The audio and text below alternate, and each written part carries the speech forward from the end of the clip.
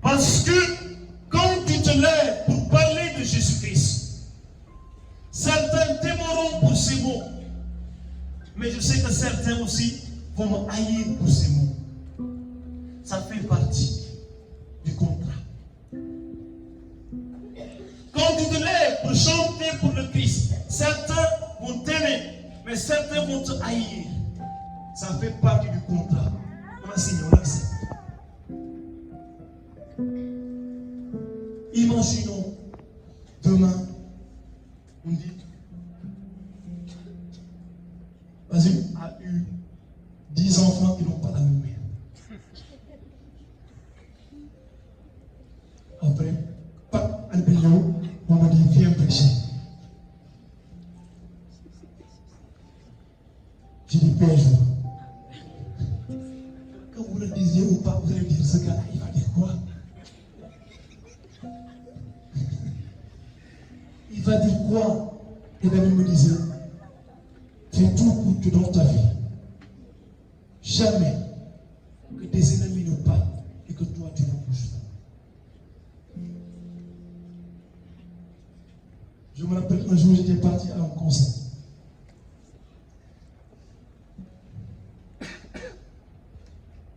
J'ai rencontré un de mes élèves à la catéchèse. Il me dit, mais monsieur, un docteur, si tu portes les perles, t'es jour. J'ai ri qu'en fait.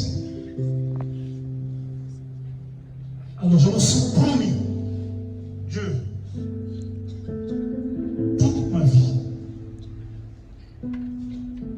de par mon habit, de par mes paroles, de par mon comportement, de par tout ce que tu m'as donné, je serai un exemple pour mes frères et sœurs.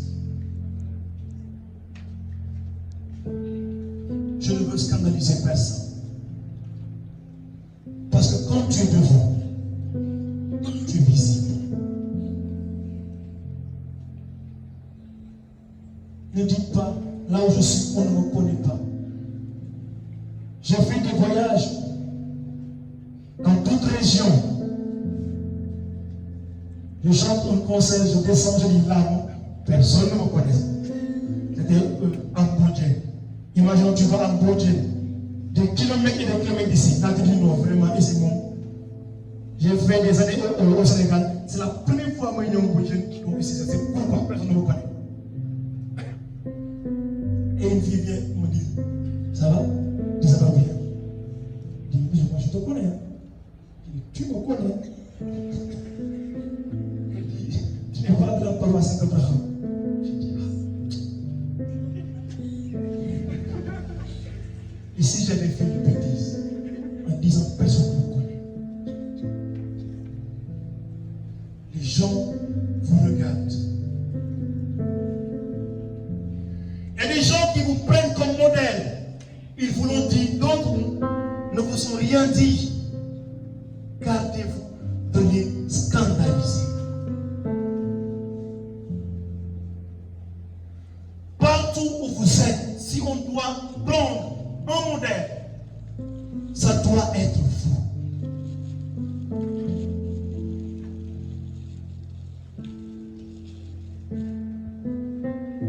Je m'asseyais avec un musulman à l'école.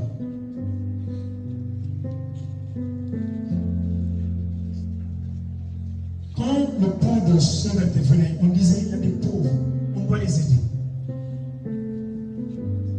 Je prenais mon argent, je mettais dans le pot. Un jour, le musulman il m'a regardé, il m'a dit, vraiment tu es un bon chrétien. Est-ce que je lui ai dit que moi je suis un chrétien? Non. Les gens vous regardent.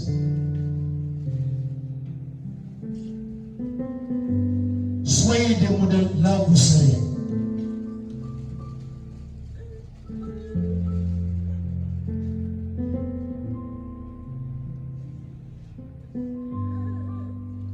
Prenez du temps pour vous.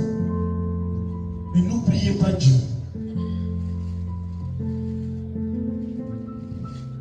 Il n'y a pas d'excuse. N'oublions pas Dieu. Si c'est leur vous dites, ceux qui sont chargés de ça. Celui qui vous parle, il se réveille presque vers 5 heures du matin. Il revient tard à la maison. Je ne peux pas sortir de ma maison, aller au travail, sans prier.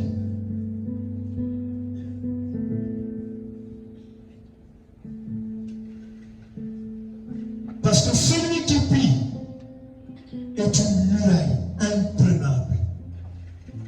Mais celui qui ne prie pas, c'est comme une poule mouillée. Dieu n'a pas promis que l'ennemi ne nous attaquera pas. Non, il a dit à Jérémie, ils t'attaqueront. Dieu a promis des attaques. Mais il dit, ils ne pourront rien contre toi.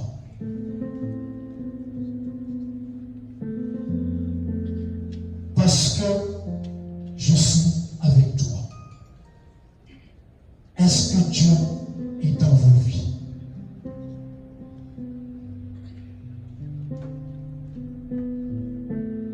Nous sommes passionnés pour tout. Personne ne rate les matchs de football. Personne ne rate les séries télévisées. Personne ne rate les films. Mais combien d'entre nous sont passionnés pour Jésus-Christ? À tel point que toutes les personnes qui les voient vivre disent ou bien pensent dans leur cœur que celui-là, il est passionné de Jésus.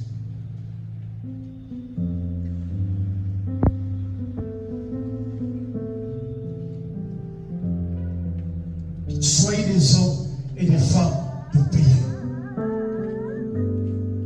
Il n'y a pas de mots extraordinaires.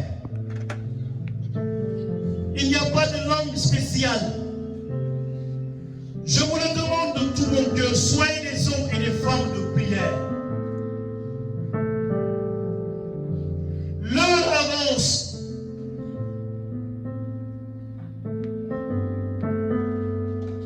Et le royaume de l'Éternel s'approche de plus en plus.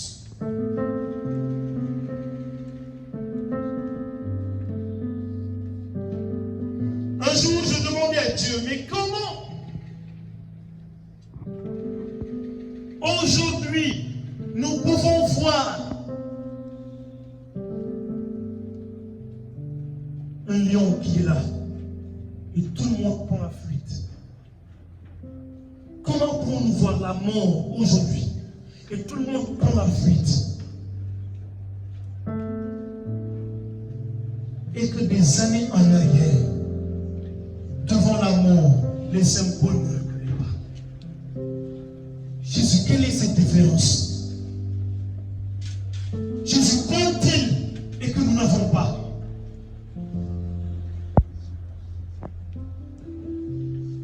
Comment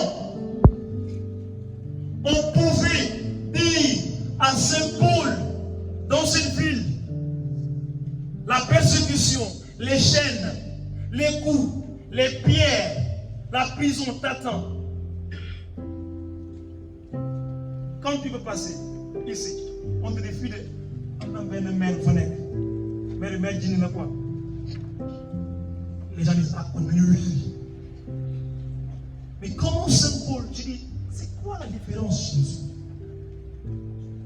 Qu'est-ce qui était en eux et qui n'est pas en nous? À tel point que on leur a dit, si vous parlez encore de Jésus, on vous tue. Ils disent, c'est pas notre problème. On ne peut pas taire ce que nos oreilles ont entendu et ce que nos yeux ont vu. Combien sont difficiles ces paroles aujourd'hui?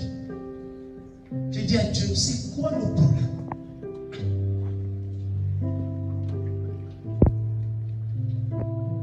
Parce qu'ils étaient enracinés en Jésus. La vie de foi ne triche pas. Si nous nous voulons seulement attendre ces rencontres pour montrer que nous sommes serviteurs de Dieu, nous sommes enfants de Dieu, c'est comme une batterie que tu as chargée. Après tu décides, tu coupes ton chargeur, tu dis j'ai fini de charger, je coupe mon chargeur. Dieu compte en oui, mais tôt ou tard, la charge va finir. Et joie. Et l'appareil que tu as va s'éteindre. Ton appareil, c'est ta vie. Ton appareil, c'est ton âme. Ton appareil, c'est ton corps. Ton appareil, c'est ta relation avec Dieu. Quand le Christ reviendra, trouvera-t-il la foi sur la terre?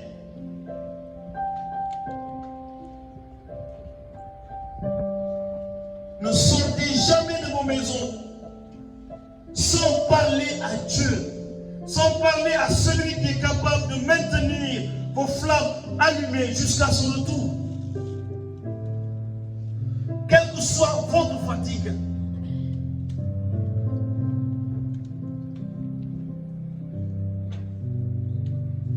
comment vous pouvez lapider Saint Paul? Il se relève, il fera sa veille, il s'en va pour parler. Mais aujourd'hui, je ne vais pas à la messe parce que ma tête me fait mal, ma tête.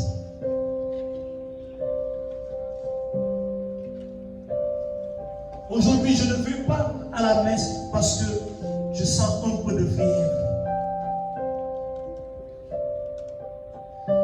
Personnellement, tant que j'aurai mes deux pieds, rien ne m'arrêtera. Tantôt, je disais que j'ai pris même des médicaments avant de venir parce que je souffre.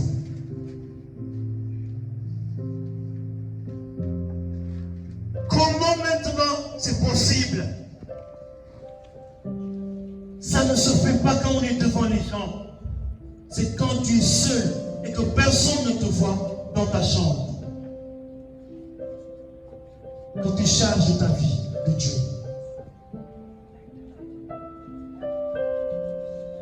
Dieu a besoin de témoins.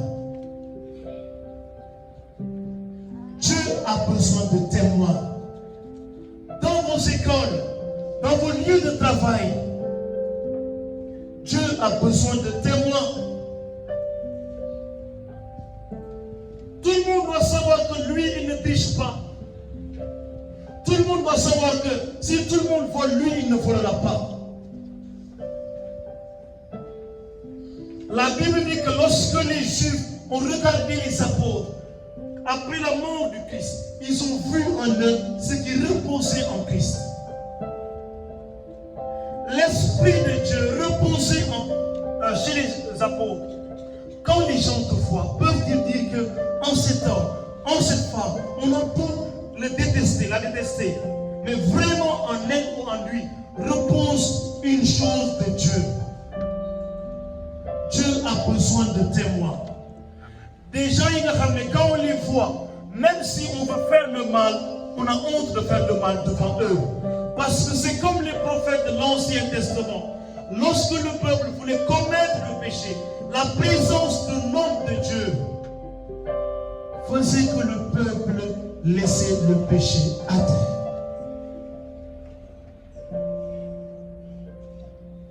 Paix et joie. Il vous combattra pour que votre lampe soit éteinte. Faisons attention. Certains étaient là, par passé. Aujourd'hui, ils ne sont plus là. Certains sont repartis vers Dieu, mais certains prêtres ont été bloqués par l'ennemi. Pour dire que ce n'est pas une question de masse et de foule. La foule et la masse est là pour nous fortifier. Mais quelqu'un qui n'a rien au-dedans de lui, tu as beau lui fortifier, il ne fera rien. Allez découvrir chacun ce que Dieu a mis en vous et servez-le de tout votre cœur.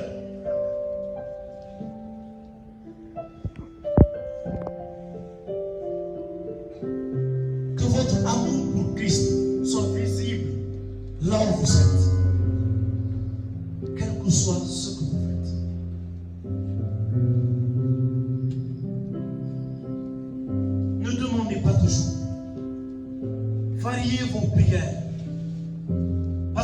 Parfois on demande, parfois on supplie, mais les prières qui sont capables de nous faire grandir dans la foi, à tel point qu'on a beau être malade, on ne recule pas, on y va. À tel point qu'on sait que quand je me tiendrai devant eux, certains vont m'aimer, d'autres vont me haïr. À tel point que je sais que le ministère qu'on m'a confié, la mort peut en être une conséquence, mais tu ne recules pas. Pourquoi? Parce que Saint Paul dit que notre capacité nous vient du Seigneur. Qui d'entre nous peut dire Dieu est mon ami?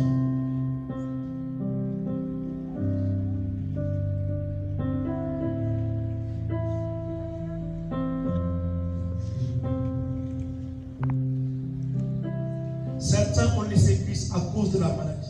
Ils étaient au milieu de nous. Certains ont laissé Christ à cause des plaisirs de la vie. Ils étaient au milieu de nous.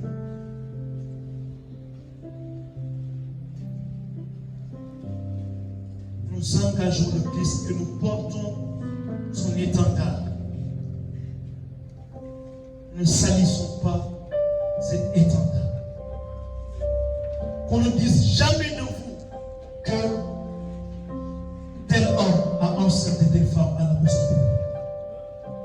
On n'aura plus la force de parler.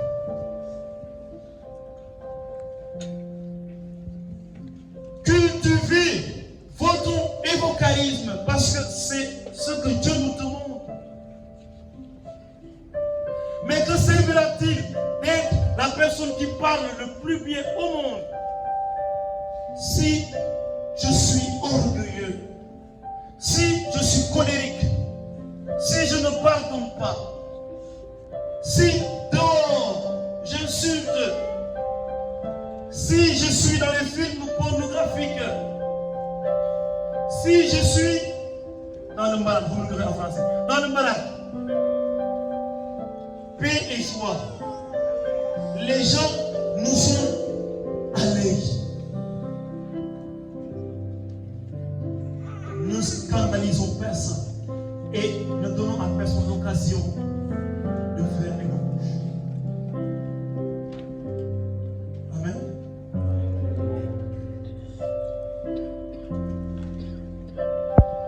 On finit par ces quelques mots. Jésus-Christ, il est vivant.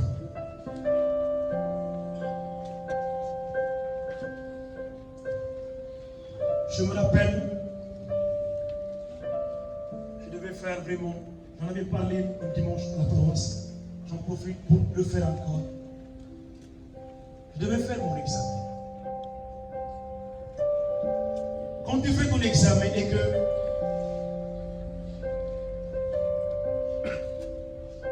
dans le domaine où je suis, un inspecteur va venir entrer dans la classe où je suis et me regarder faire cours. Et s'il vient, tout doit être prêt.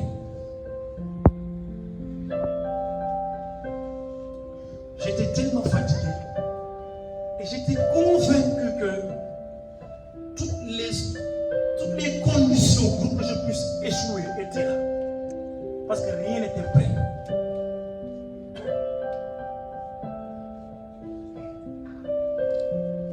Avec mon sac lourd, je reviens dans ma chambre, tellement fatigué parce que je me réveille tôt, je reviens tard. Seigneur, si tu ne fais rien, rien ne va se passer.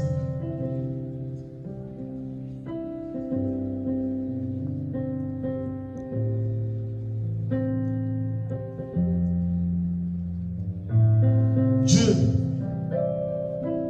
il ne veut pas que nous lui fassions confiance quand tout va bien. C'est quand toutes les conditions sont là pour que ça ne marche pas. Dieu fait exprès parfois de poser ces conditions. Quelle armée va affronter ses ennemis et Dieu lui dit diminue ton nombre comme il l'a fait avec Gédéon, parce qu'il ne voudrait pas qu'avec ce nombre, quand vous gagnez le combat, vous dites c'est grâce à notre nombre. Et je me suis mis à terre. commencer à pleurer. C'est rare que je le fasse devant les autres, mais devant Dieu aussi.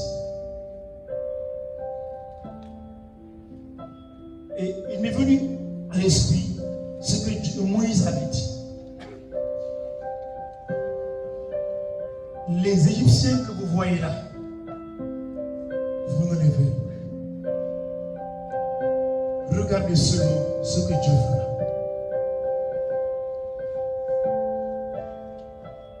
Dieu, il est vivant. Amen. Mais le temps est arrivé où on ne dira plus le Dieu de Moïse. Chacun doit pouvoir, dans n'importe quelle situation, scolaire, professionnelle, côté santé, côté spirituel, côté attaque, démoniaque, quoi qu'il en soit, doit être en mesure de dire, mon Dieu est là. Mais ça ne se limite pas sur les paroles. Parce que si tu dis que mon Dieu est là, alors que ton Dieu n'est pas là, Satan te touchera. Ce n'est pas une parole, c'est une vie. C'est une vie. Est-ce que nous vivons avec Dieu, là où personne ne nous voit?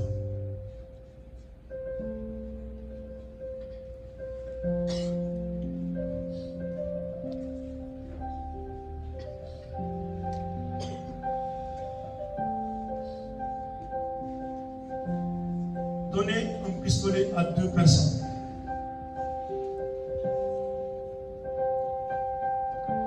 Quelqu'un qui est enfant, quelqu'un qui est plus grand. L'enfant, qu'est-ce qu'il va faire? Il va prendre le pistolet, il va dire papa a amené un cadeau. Il va jouer, après, bon, c'est parti. Il meurt. Parce qu'il ne sait rien. Il prend l'arme, il n'a pas la sagesse de l'utiliser. Mais quelqu'un qui a la sagesse, il ne va pas prendre l'arme et tirer comme ça. C'est pour dire en conclusion.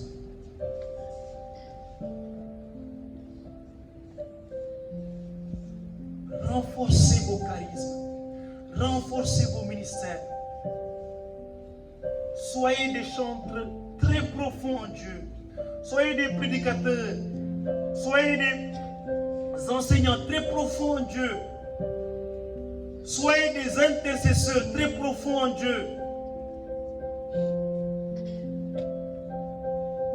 Mais n'oubliez jamais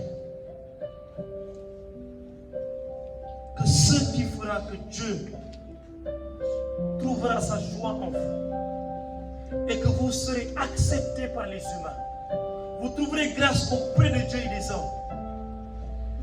C'est votre sagesse, votre humilité, votre générosité, votre bonté, votre patience, votre amour pour Dieu et pour les autres.